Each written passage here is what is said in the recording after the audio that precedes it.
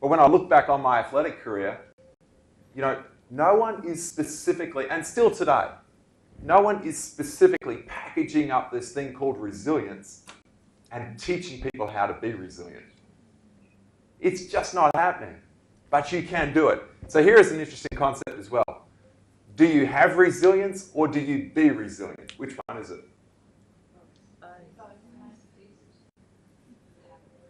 Yeah, it's like you be hopeful.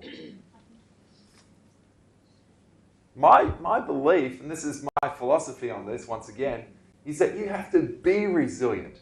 Like resilience isn't something that you have, like it's a commodity that you can buy off a shelf.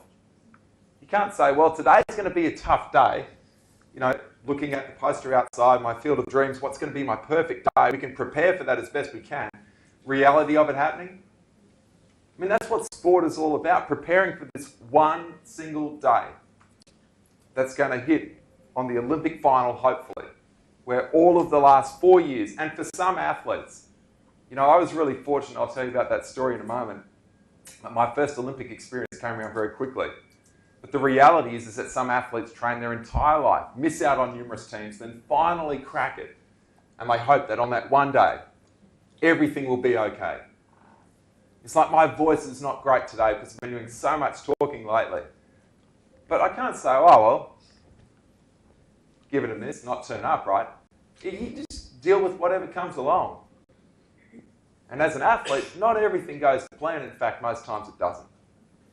And so Greg Louganis was a phenomenal example of someone who was an incredibly resilient athlete. You know, if you go back all the way to that Seoul Olympics, and the disappointment and the poor dive that he had in hitting his head and coming out and winning a gold medal still. And so we challenge this concept of having resilience, instead trying to be resilient, and literally having that sense of resilience as something which is inherent to you. And so I want to, as well as chatting about some stories in a moment and giving you some specific strategies on this, the most successful people in the world, and I'm not judging that success by how much money you have.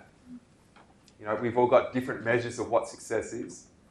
But the most successful people, however you want to frame that up, but if I look at it from a sporting perspective, the ones that basically win more often than others, you know, it's not that things don't go wrong. It's that they have very good recovery strategies. You know, it's like if you watch a great golfer who hits a poor shot. We do a lot of work in golf.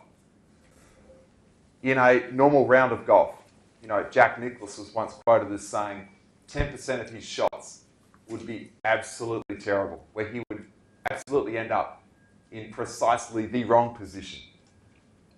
But he has a phenomenal recovery strategy to get back on track. If you watch any highlights of Tiger Woods, you know, Adam Scott, the list goes on. These golfers have phenomenal recovery strategies where